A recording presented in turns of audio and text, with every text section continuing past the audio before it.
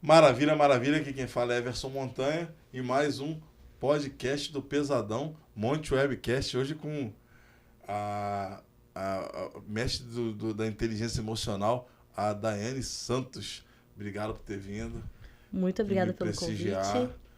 Fala um pouquinho sobre a tua área de atuação. Você tem uma presença marcante no Instagram. Conta um Obrigada. pouquinho pra gente mais sobre isso. Sim, vamos lá. Eu sou Daiane Santos, né? Gaúcha, interior do Rio Grande do Sul. Moro aqui no Rio de Janeiro agora há 5 anos.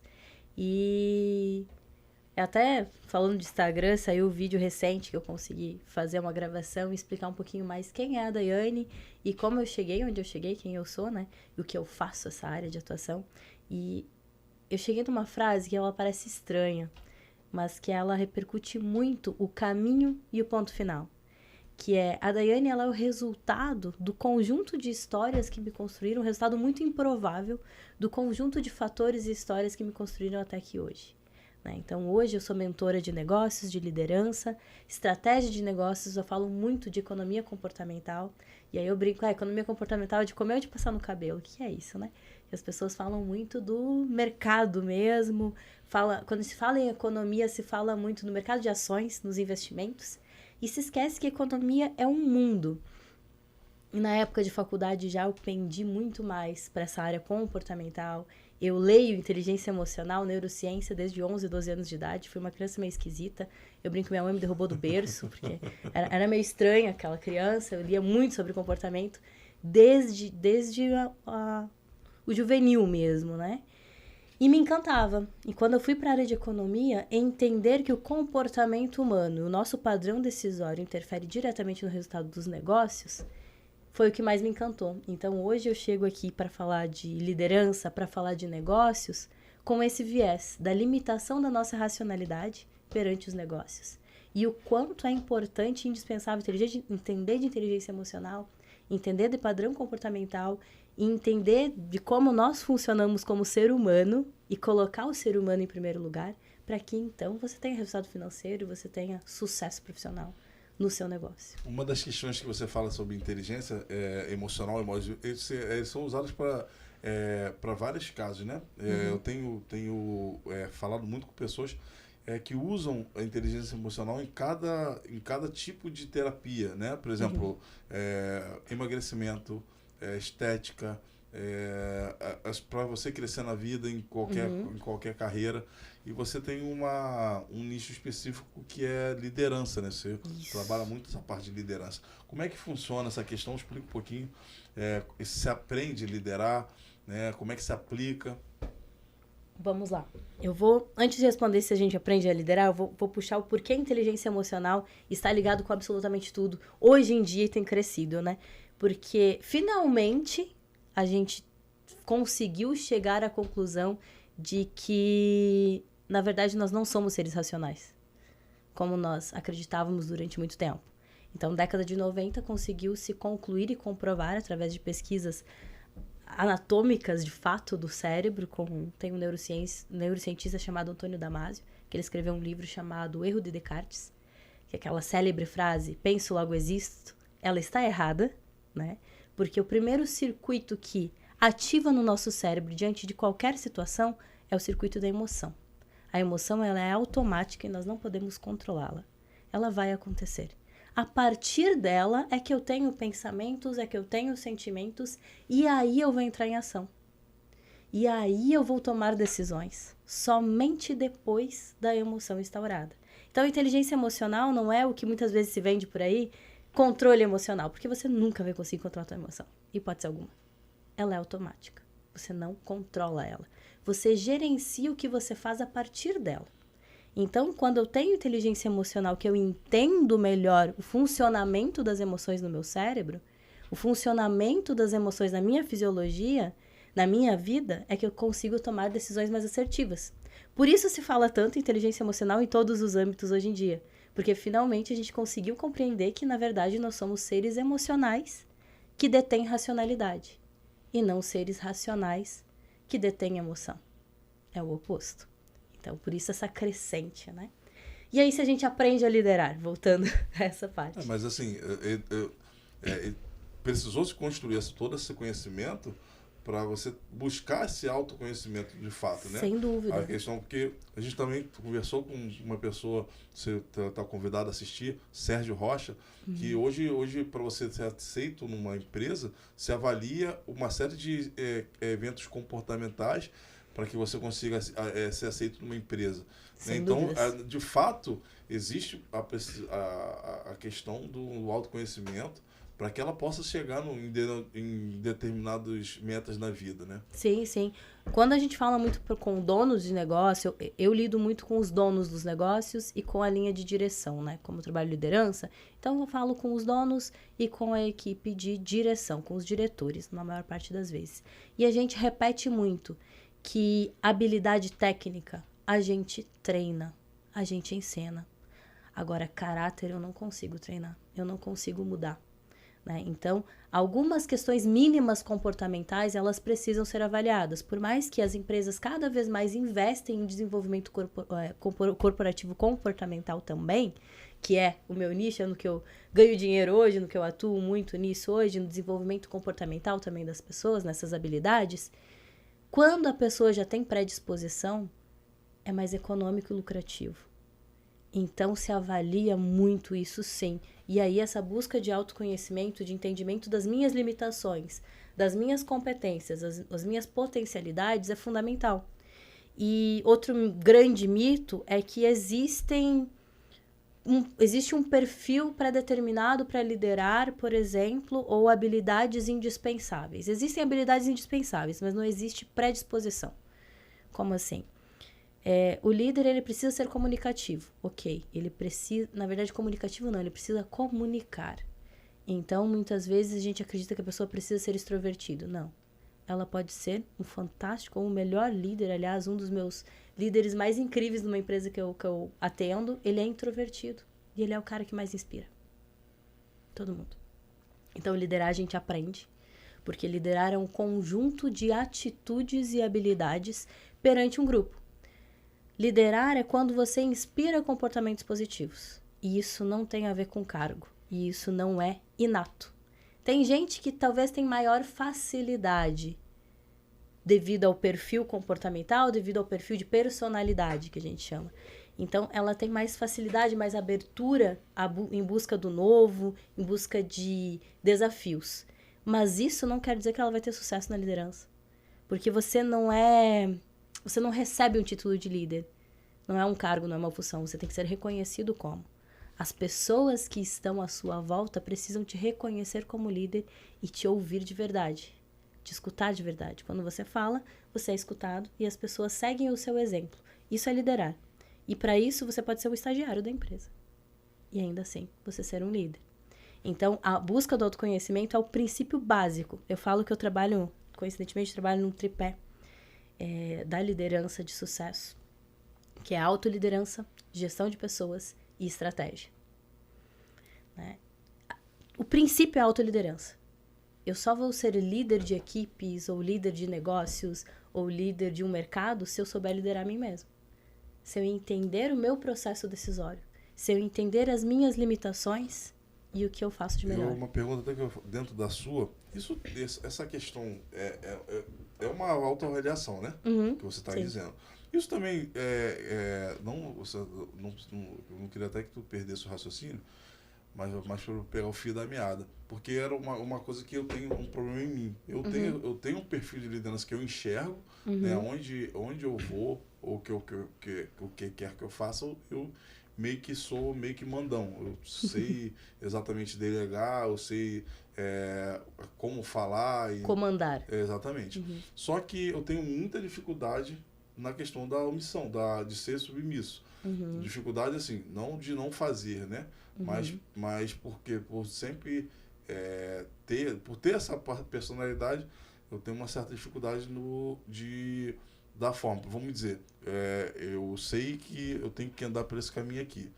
E aí as pessoas vêm quando me dão uma ordem, peçam para me fazer esse caminho aqui. Eu sei que esse caminho que eu faço é um caminho que é mais que é o certo.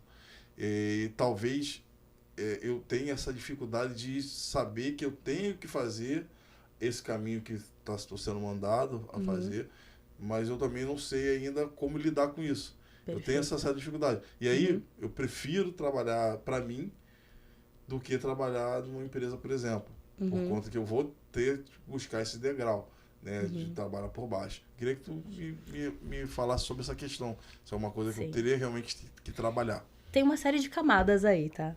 Tem uma série de camadas aí pra gente nesse tipo de situação. Muitas vezes, e quase sempre, relaciona-se ao perfil de personalidade. Então, vem o teu padrão comportamental. O teu padrão comportamental, ele não é nem bom nem ruim.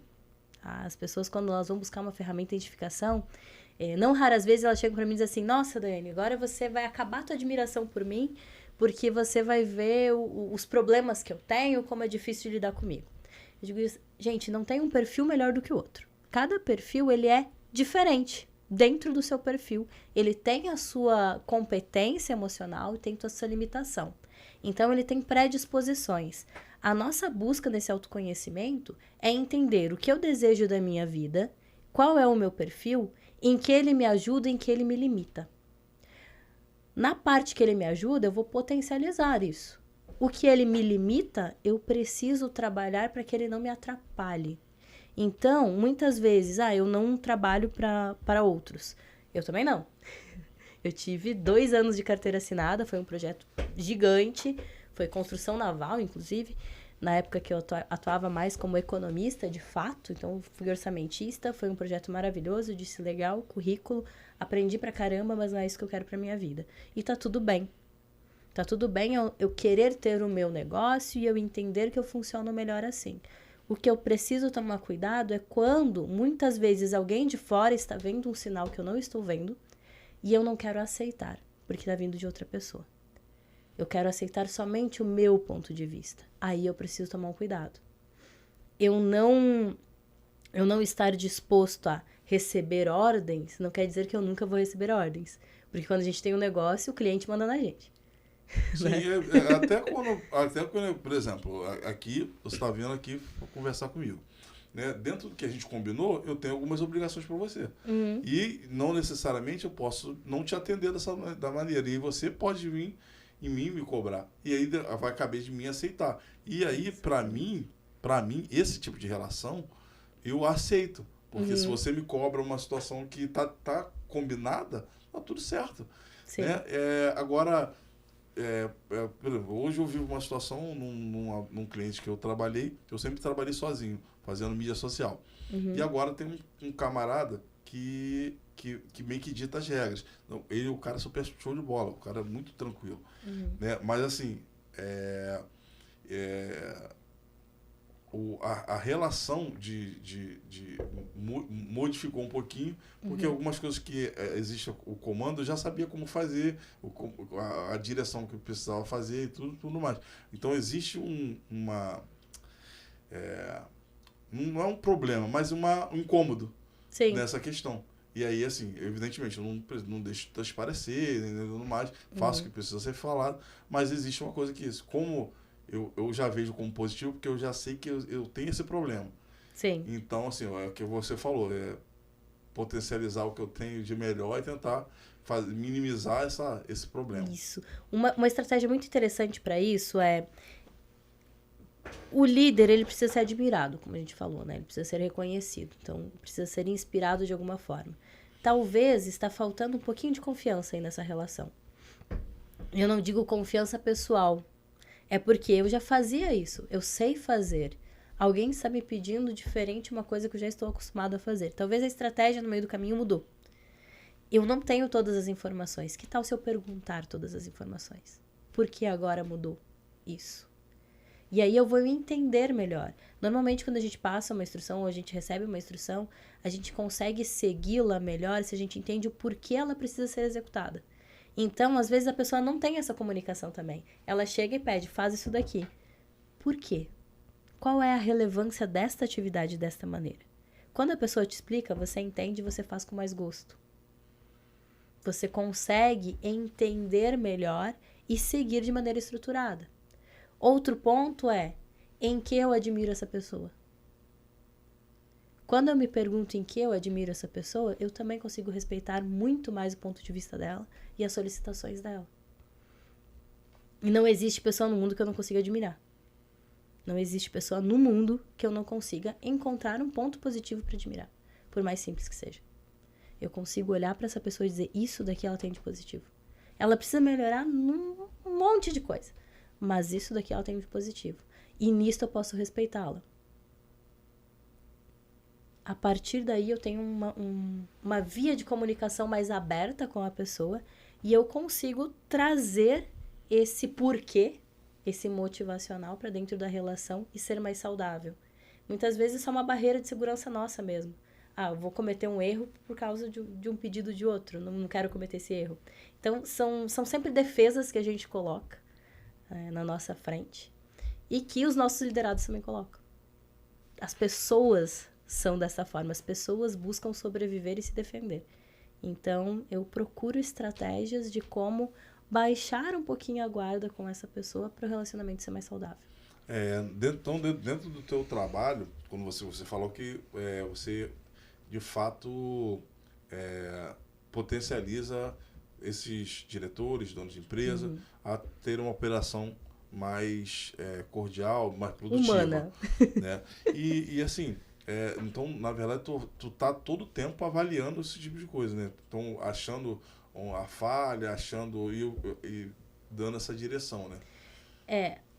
Interessante que você usou a palavra falha. Isso é muito importante em processos de inovação, inclusive, abrindo parênteses aí. As pessoas têm medo de errar. As pessoas têm muito medo do erro. E por medo de errar, elas cometem erros.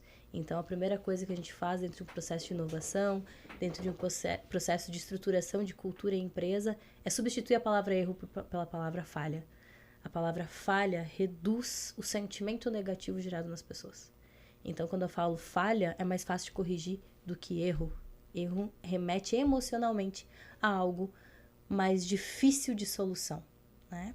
E algo abominável. E que não é. Não existe inovação sem erro, né? Eu costumo falar que a inovação é filha do erro.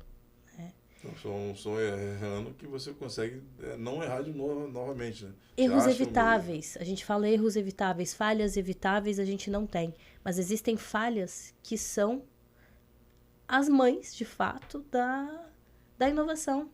O post-it é um exemplo disso. O post-it não era para ser um post-it, era para ser um adesivo altamente colante. E deu problema na produção. E ele não colou. Então ele foi arquivado por 10 anos, até que mas foi mostrado na reunião de diretoria, todos conheceram aquele projeto que não deu certo e foi arquivado. 10 anos depois, um outro diretor fazendo aula de música, as páginas caíam, ele não conseguia acompanhar a partitura. Ele lembrou daquele projeto, aquele papelzinho que não colava direito, usou, funcionou, lançaram o post-it, um dos maiores sucessos da 3M. E mais da metade dos produtos da 3M são frutos de falhas. Você falou do post-it, eu assisti um filme no Netflix ontem que é chamado Na Sua Casa ou na Minha, ou Na Minha Casa ou na Sua, que a mulher teve que sair para fazer um curso e deixou o filho com um amigo. E ela deixou a casa cheia de post-it. É engraçado você falar sobre esse tema. O post-it é um dos produtos de maior sucesso da 3M. Mas se eu te perguntar quantos produtos da 3M você tem em casa, provavelmente você não vai lembrar. Mas provavelmente você tem mais de 5 em casa.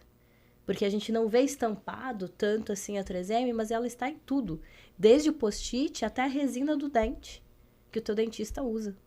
Que é a 3M também. Então, assim, falhas são aceitáveis desde que elas não sejam falhas evitáveis. E aí, quando a gente vai para a empresa, que você me perguntou, meu trabalho é procurar falhas. Não. O meu trabalho é procurar oportunidades de crescimento.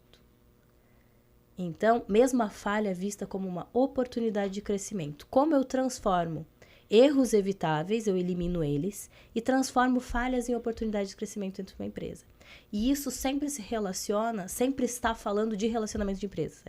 Isso é sempre sobre relacionamento de pessoas. Quer dizer, sempre sobre relacionamento de pessoas. É sempre como as pessoas se sentem e como elas se comportam dentro da empresa. Se as pessoas... tem uma frase aí que eu vi em rede social e me irritou muito um tempo atrás. Essas divulgações de marketing e tal, do pessoal que trabalha com liderança também, assim, treinamento de liderança Gestão de pessoas com foco em resultados. Eu li aquilo e disse, é sério. Alguém deve ter errado esse anúncio. Passou 2 dias depois de novo. Treinamento de liderança, gestão de pessoas com foco em resultados. Aí eu me irritei e fiz um reels também sobre isso. Gente, se é gestão de pessoas, não é com foco em resultado. Se o foco é em resultado, eu estou esmagando alguém. E se eu esmago alguém, eu não vou ter resultado. Aí acaba virando um grande ciclo vicioso. A gente sempre fala de gestão de pessoas olhando o humano, porque se a pessoa estiver feliz, satisfeita com o que ela está fazendo, ela vai se dedicar muito mais, ela vai produzir melhor, ela vai dar mais atenção, ela vai produzir mais rápido com mais eficiência, e assim você vai ter resultado. Só que se eu focar só no indicador final e no resultado, a pessoa vai se sentir como um robozinho, levando chicote ainda por cima, e a empresa é uma máquina de emissão de dinheiro. É o caixa que ela vai lá e saca. Mas ela não tem relação. Se ela não tem relação, não tem qualidade na entrega. Então, o meu trabalho é sempre olhar como estão as relações, como estão as pessoas dentro desse negócio, onde esse negócio quer chegar e como as pessoas vão se engajar nisso. Como o sonho de cada pessoa que está ali vai ser alimentado através daquele negócio. Tem um termo chamado capitalismo consciente, que eu brinco que hoje em dia a gente inventa muitas palavras, né? Para definir coisas e palavras bonitas. O mesmo para economia comportamental. Economistas, meus colegas, não me batam. Eu costumo falar que economia comportamental é só um termo novo, bonitinho, para definir o que a economia sempre foi desde sempre. Mas na década de 50, 60 se criou aí é mais recente até. Economia comportamental, esse termo é bem recente. É um termo novo que se inventou para algo que sempre existiu. E aí o pessoal fica meio irritado comigo. É um ponto de vista. Quando eu vou ler os princípios, quando eu vou ler lá a base da economia, a base do capitalismo, a base da filosofia, tudo isso já existia, só não tinha essas palavras para definir. Então, nós inventamos palavras para conseguir entender o que nós estamos tentando explicar. E o capitalismo consciente também. Se fala sobre a importância de um negócio para a sociedade e o retorno que esse negócio dá para a sociedade. O capitalismo consciente é quando a empresa ela não está só pensando no dinheiro. Quanto que eu vou faturar com isso? Eu vou ser top 1 no mundo. Mas por quê? Por que tu vai construir tudo isso? Qual retorno tem para a sociedade? Qual legado tem? E na base do capitalismo, quando a gente vai estudar, os negócios, eles sempre foram feitos em prol da sociedade, em prol de um equilíbrio e um retorno para as pessoas que ali estavam.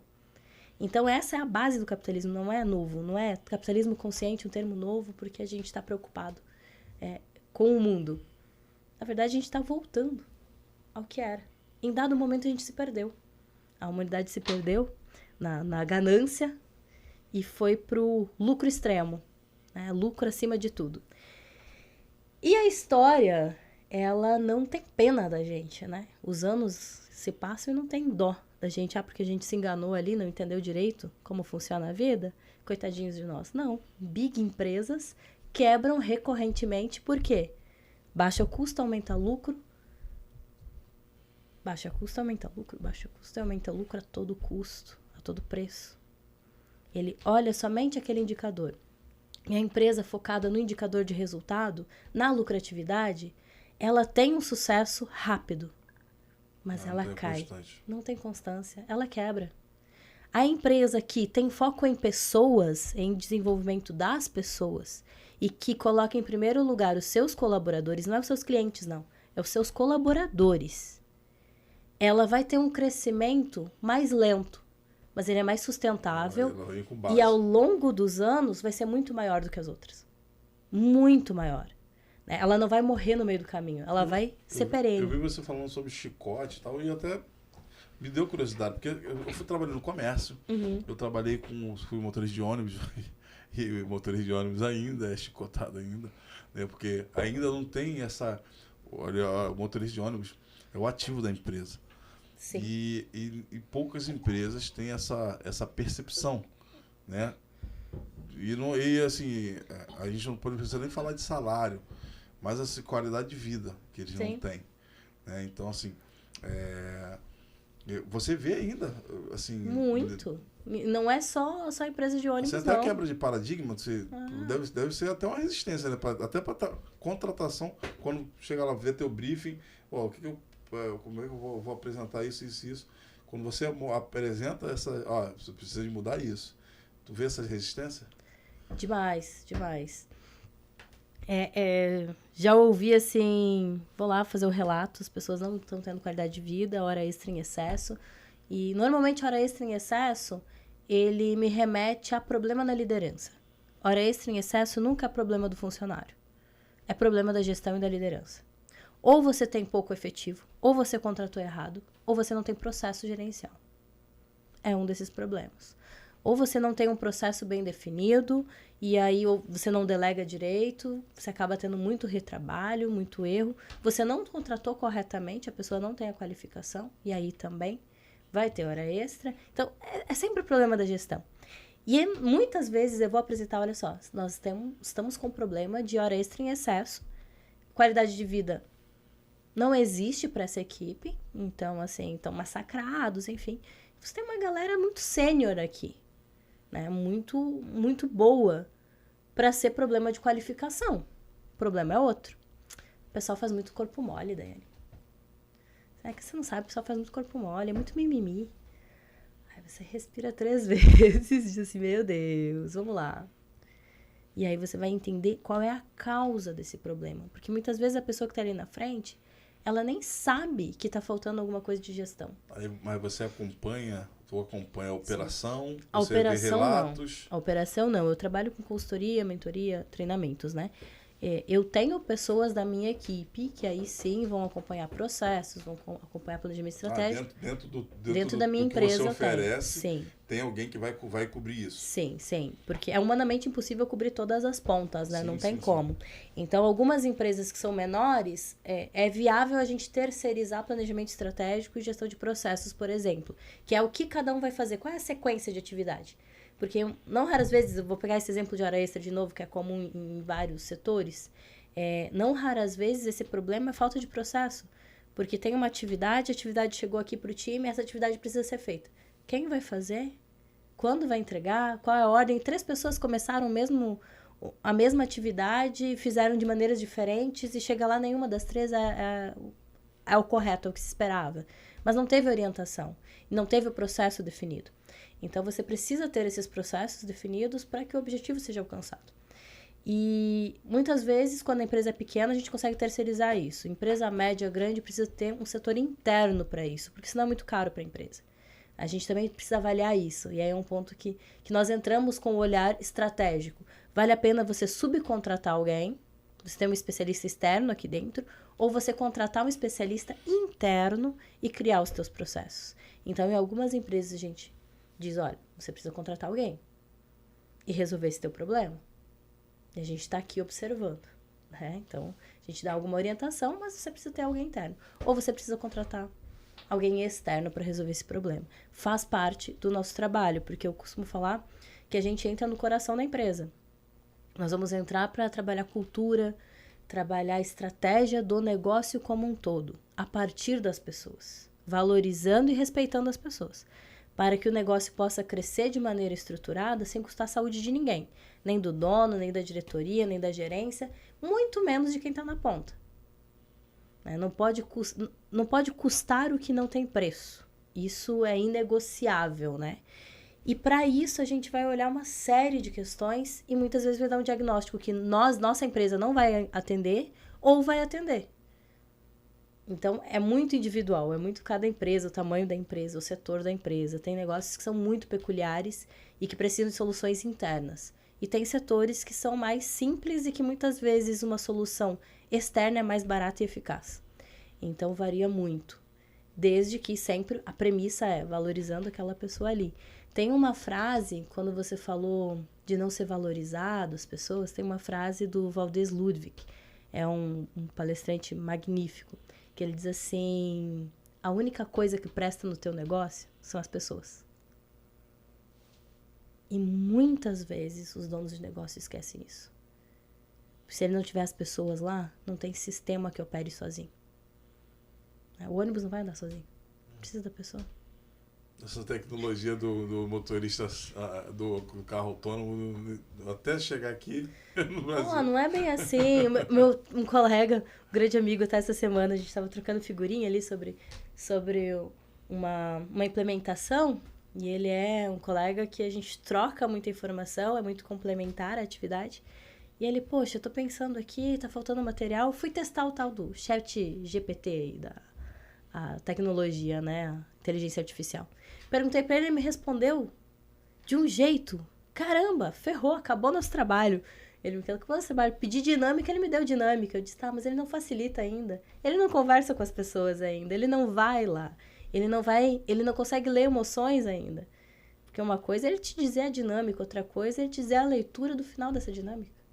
É totalmente diferente. Então, ainda não seremos substituídos por robôs, somente algumas etapas, e que ainda precisa de alguém para interpretar a informação que esses robôs estão dando. Né? Eu queria que você falasse um pouquinho sobre essa questão da economia comportamental, que me gerou também dúvida, e como é que ela se relaciona com a liderança. Perfeito. A economia comportamental, esse termo novo, ela trata justamente desses processos decisórios. Então, da limitação da racionalidade humana, né? Como nós não somos tão racionais quanto nós imaginávamos, que até em economia tem um termo chamado laissez-faire. Tudo mais permanecendo constante. Então, eu vou avaliar o impacto desse nosso podcast, tudo mais permanecendo constante no universo. Só que nada é constante. Então, de que adianta eu analisar com tudo mais permanecendo constante se nada é constante, né? Então, a economia comportamental, ela fala dos padrões emocionais, dos padrões comportamentais humanos e o nosso processo decisório e o impacto disso em tudo. E eu falo muito mais sobre os negócios, né? Ela pega muito porque que nós chamamos de microeconomia, que é esse olhar para uma empresa, para um nicho, um lugar específico. Então, como ela se relaciona com a liderança? Eu só consigo liderar se eu entender de comportamento humano. E eu só sou um líder eficiente se eu tiver bons resultados ao mesmo tempo, né? Quem recebe as maiores pressões no mercado hoje é o líder. Porque ele recebe pressão do dono da empresa, se ele não é o dono da empresa. Se ele é o dono, ele recebe a pressão do mercado, da concorrência, de todo o externo, dos clientes. E pressão da equipe. Então, ele é esmagado dos dois lados. Né? Então, se ele não entender de inteligência emocional, de neurociência, não entender de comportamento humano, ele fica louco. É impossível você ter um resultado coerente, consistente e saudável sem entender desse lado. Sem levar em consideração isso. Ou você pode até ser alguém que não sente muito, tô bem, mas aí também não é ético. Eu estou bem, mas os outros se danem. Então, a gente acaba entrando num lodo que não é sustentável. Então, a economia comportamental ela é fundamental quando a gente olha para um negócio que quer ter resultado de forma saudável. Dessa maneira. Você tem como me exemplificar assim, alguns mitos da liderança? Vamos lá. Além de não nascer líder, né? Ninguém nasce líder, né? A gente até vê alguns padrões nas crianças, enfim, de comportamento, mas isso não quer dizer que ela vai ser um bom líder, né? Ninguém nasce líder. Outro padrão, mito que a gente falou antes também é sobre ser extrovertido. Eu não preciso ser extrovertido, falante, animado, amigo de todo mundo para ser um bom líder. Aliás, isso é uma das coisas que menos importa.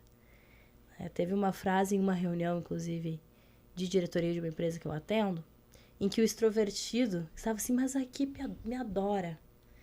A equipe me adora, ela sabe que eu estou sempre na defesa deles. E o introvertido disse assim, tá, a criança gosta mais da mãe ou da avó?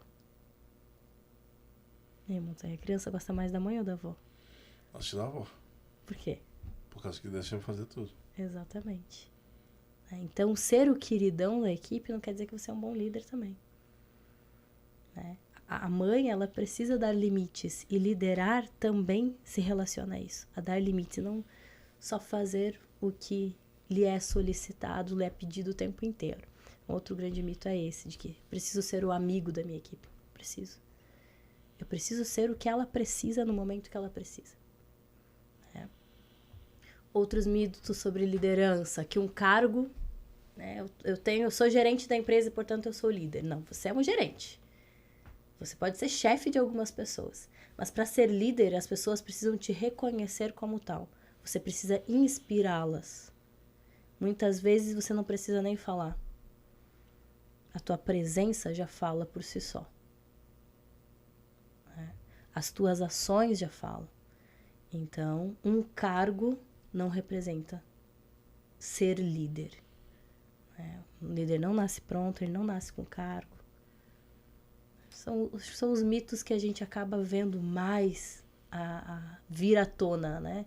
Preciso ter uma oratória excelente. Não necessariamente. Temos grandes líderes de grandes empresas no Brasil, inclusive, em que a oratória não é um ponto forte da pessoa. Mas ela tem um padrão comportamental dentro da empresa extremamente admirável. Então é um líder inspirador. E assim, me fala como é que surgiu essa oportunidade, né? Como é que foi, você chegou até aqui, né? Como é que foi essa construção? Bom, começou lá daquela criança esquisita, né? Que a mãe derrubou do berço. Brincadeira, minha mãe não me derrubou do berço. Brincadeira. Eu via que eu tinha um desempenho escolar fora da média, no sentido positivo, mas não tinha nenhum motivo aparente para tal. Eu nunca tive um caderno, nunca copiei na escola. Isso, superdotada? Não. Agora, estudando sobre PNL e tudo mais, eu entendo que a minha memória ela é auditiva. Eu lembro das palavras dos professores. Você era uma pessoa que prestava atenção. Exatamente. Na verdade, assim, eu sempre vou pensar, né, eu não sei que tipo de inteligência que eu tenho, mas sempre quando eu tive acesso a esse tipo de prestar atenção no professor, eu também me dava melhor. E assim, eu também não era igual você, né, de não ter caderno. Eu tenho discussões com meu pai até hoje. Meu pai toma 2, 3 cervejas e ele diz assim, a Daiane colava. Então eu fico brava. Você já tomei mais 2 cervejas também, daí eu já fico brava, já brigo com ele. Colava nada. O pessoal pedia cola pra mim e eu não dava. E realmente não dava cola pra ninguém. Eu ficava brava ainda. Às vezes denunciava o colega que tava tentando colar. Eu era difícil de lidar. Era bem difícil de lidar. Tá mais malhável agora? Oi? Tá mais malhável agora? Tô mais tranquilinha agora. Eu disse, você quer burlar? Você vai até a página 2, você não consegue ir muito além na vida. Então, não adianta, né? Você é fruto dos teus conhecimentos, das tuas experiências, das tuas vivências, né? Então, cada um com as suas escolhas. Eu era essa criança que eu não tinha o caderno e eu queria entender por que eu não tinha o caderno e tinha a melhor nota da sala. Né? Como assim? Eu não copiava e eu tinha a melhor nota mas você tinha esse entendimento? Que assim, ou em algum você momento ou esse eu entendimento tive. Era das pessoas? Em algum momento eu tive, porque ano a ano eu era premiada como melhor aluna da turma. Eu tava na diretoria direto, porque eu não copiava. Então os professores me mandavam pra diretoria. Mas no final do ano eu era premiada como melhor aluna. Eu tirava as melhores notas das provas. É uma controvérsia, né? Era muito louco isso, não fazia muito sentido na minha cabeça. Mas você não era uma pessoa, pelo que você está falando, você não era embora você falou, se diz difícil, talvez você não era assim, de brigona. Não, brigar não. Você era boa aluna, não, mas tinha esse ponto em particular. Quer dizer, brigava um pouquinho, mas pouca coisa, era só quando me perturbavam mesmo. Mas eu brinco que eu sentava no meio da sala. Eu sentava bem no meio da sala. Não era nem da turma da frente, nem do fundão, porque no meio eu falava com todo mundo. Eu conversava com todos.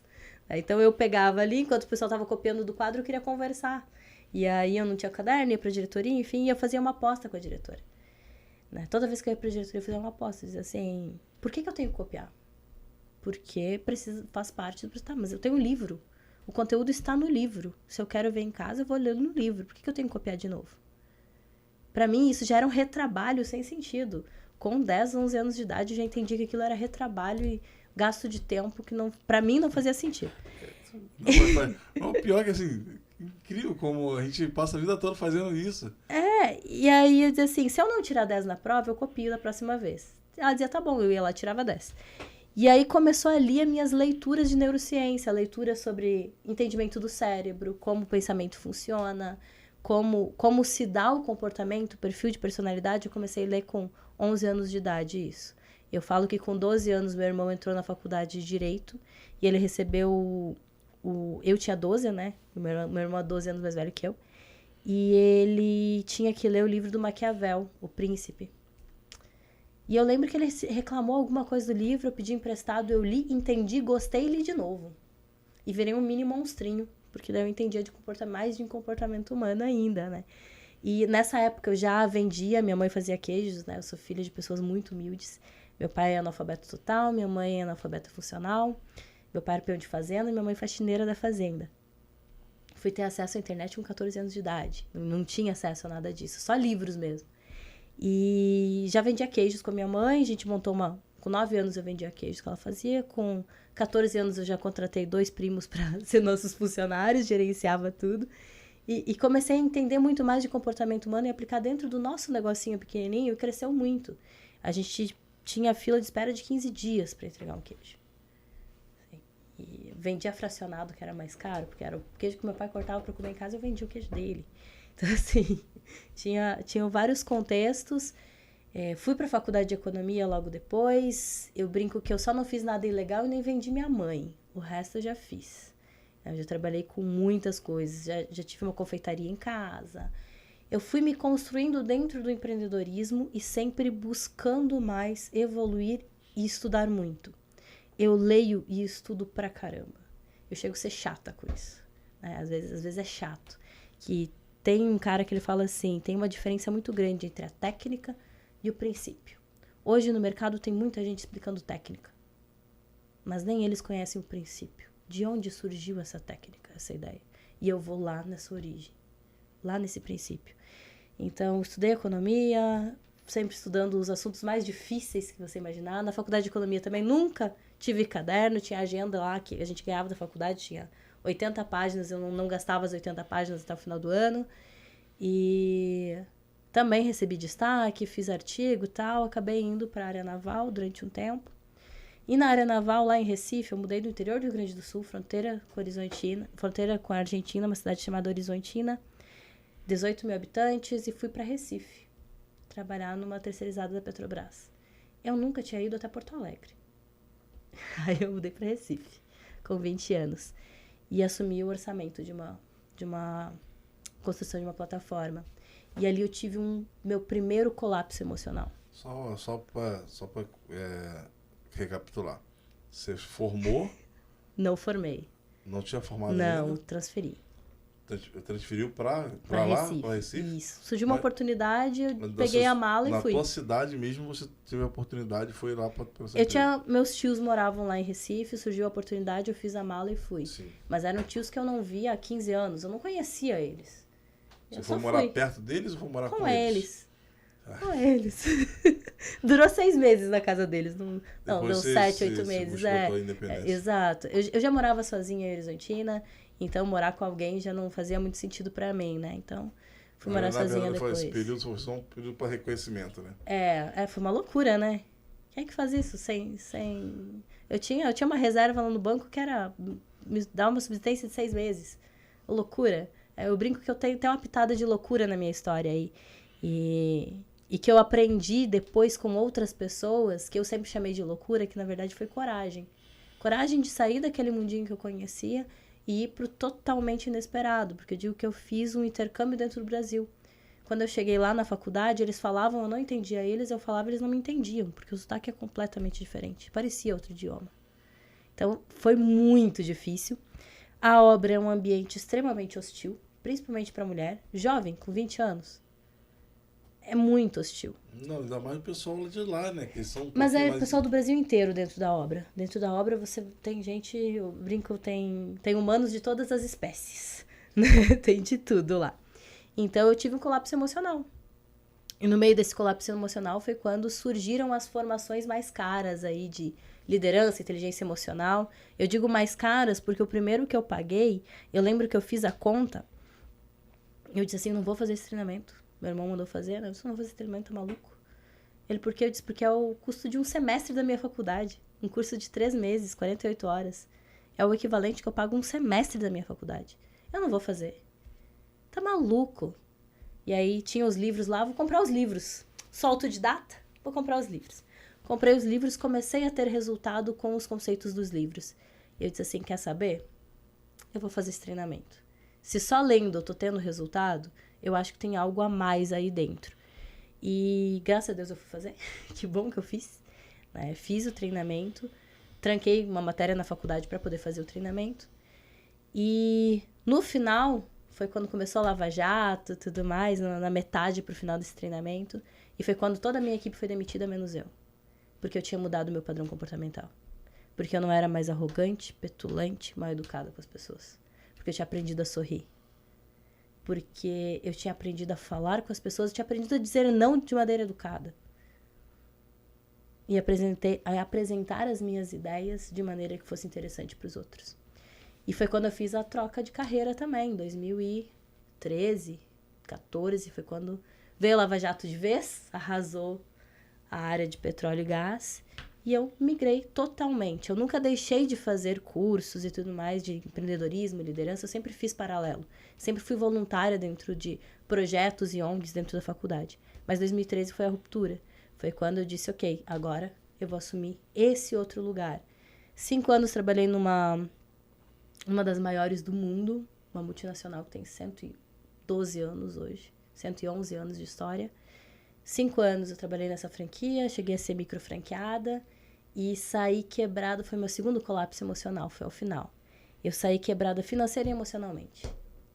De uma das maiores escolas de inteligência emocional e liderança do mundo. Porque o que eu prego, eu não cumpro internamente. E foi quando eu tomei a decisão, em 2018, a fazer corretamente tudo o que eu via ser feito incorreto. Então, hoje, a minha empresa, o meu jeito de levar a vida, os meus negócios, que vem crescendo muito, graças a Deus, ele tem o ser humano em primeiro lugar, porque é o que a vida me ensinou. É o que aquela menina lá do interior do Rio Grande do Sul, lá de Horizontina, aprendeu sobre comportamento, sobre inteligência emocional, sobre o funcionamento do cérebro e o quanto isso pode ter de resultado nos negócios e numa vida saudável para todos os envolvidos. Caramba, vou te falar, assim... Falei demais. Né? Não falar demais, foi muito bacana, eu fiquei admirado com a fala, com o nível de conhecimento, eu achei perfeito. Porém, algumas coisas de liderança a gente vai ter que deixar para um outro podcast. Sim, te misturou tudo, né? Não, mas eu achei excelente, eu achei bem bacana. Mas sabe que liderança é isso? Eu acho que liderança se relaciona com vida. Ela é um conjunto de atitudes repetidas todos os dias. Que é esse ser humano que você é, ser humano. Sabe? Então, é a vida. A liderança é só uma palavrinha que resume quem nós somos na vida. Não, eu acredito que, assim... o teu nome, o que isso que você faz é muito importante. E assim, muitas pessoas têm que ter acesso a esse teu conteúdo, porque assim, a partir do momento que você consiga passar que realmente o empregado ele pode fazer diferença em vários negócios, né? Com certeza. Tirar desse processo aí que se fala de recuperação judicial para um aclive, né? uma área de subida, né? Por conta de metodologias como você prega. Eu acho que isso é bem interessante. Porém, queria que você trouxesse as tuas considerações finais. Como é que faz para te achar? Né? Hoje, qual é o principal evento que você está programando agora para 2023? E eu já vou nos bastidores já negociar com você para você voltar. Com certeza, vamos lá. Em todas as redes sociais, você vai me encontrar como Daiane Santos, Daiane com I normal, Daiane Santos ME. Ou Daiane Santos ME direto, ou Daiane Santos.me.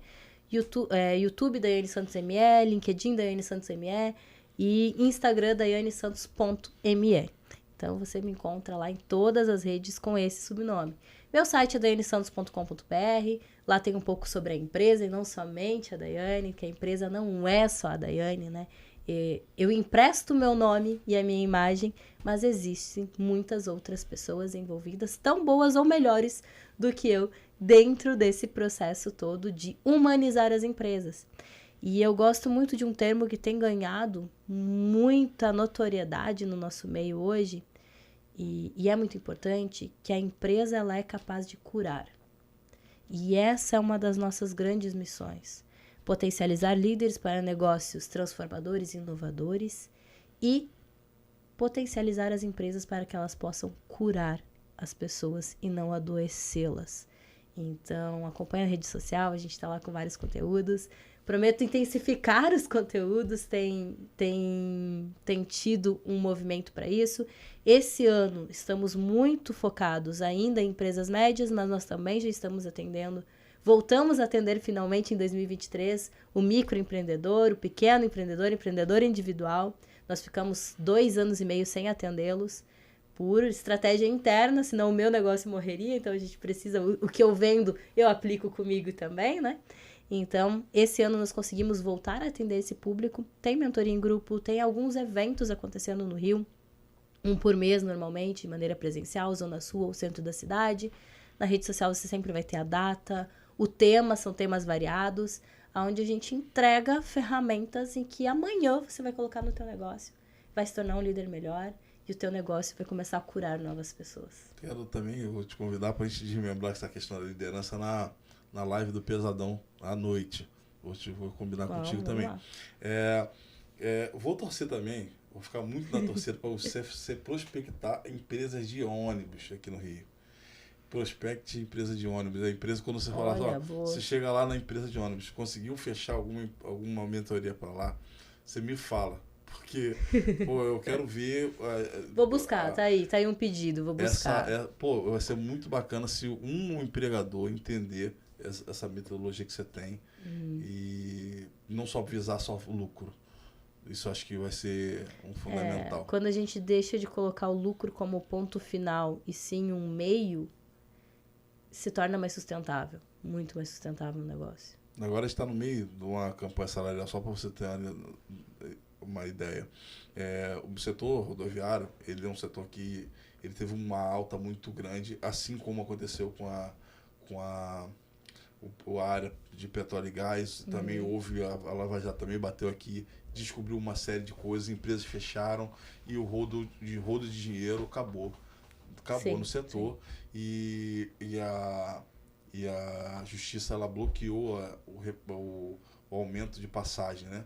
E aí que já era uma situação que aumentava a passagem, aumentava os salários, e já era briga naquela época, mas existia uma corrupção muito grande na situação. Aí hoje se extinguiu a corrupção, mas ainda existem rumores do mal. Eu sou ligado ao Sindicato de Rodoviários e vejo a dificuldade do sindicato embora tenha diálogo, mas existe uma dificuldade porque a operação ainda financeira deles ainda tem uma certa dificuldade. E eles estão... É muito provável que possa se instalar dentro do carnaval uma greve de ônibus. Nossa, por conta disso. Então, assim, você tem a questão que você falou aí das empresas que não têm... que não pensam só pensam no lucro e na hora de dar o reajuste ou o benefício, melhorar a vida dele, no mínimo, não tem diálogo, né? Eles estão em 2 renegociações e já pediram para jogar mais para frente. E então, assim, eles estão pensando realmente numa frente de fazer greve. Então, eu faço votos que um dia você consiga acertar numa dessas empresas aí, porque assim, a Rio Ônibus, né? Rio Ônibus já tem controla lá os negócios, uma vez que você furar essa bolha aí, você consegue de repente pegar todas as empresas, quem sabe. Deus tomara que assim seja. Obrigado. Muito obrigada, Montanha. Obrigada pelo convite mais uma vez. Espero que tenha sido positivo. Não, foi muito. Eu aprendi bastante, até sobre mim mesmo. Eu olhei muito para mim na tua fala. Bom. E espero você volte. Dá uma meta de like aí. Eita, uma meta de like. Vou ser mais humilde do que o pessoal. O pessoal. Vamos lá, uns 1000 likes, tá bom? Maravilha, 1000 likes, tá combinado. Na próxima vez que ela vir aqui, a gente vai ver se conseguimos bater. Se por acaso você tiver alguma dúvida, use o espaço de comentários para você deixar o seu comentário, sua dúvida, né, o que você achou do podcast. Inclusive, pode deixar temas para que a gente possa vir discutir mais à frente. Não esqueça de se inscrever no canal, né? Procure a Daiane nas suas redes sociais. A gente se vê no próximo vídeo. Fique com Deus. Um beijo do Pesadão.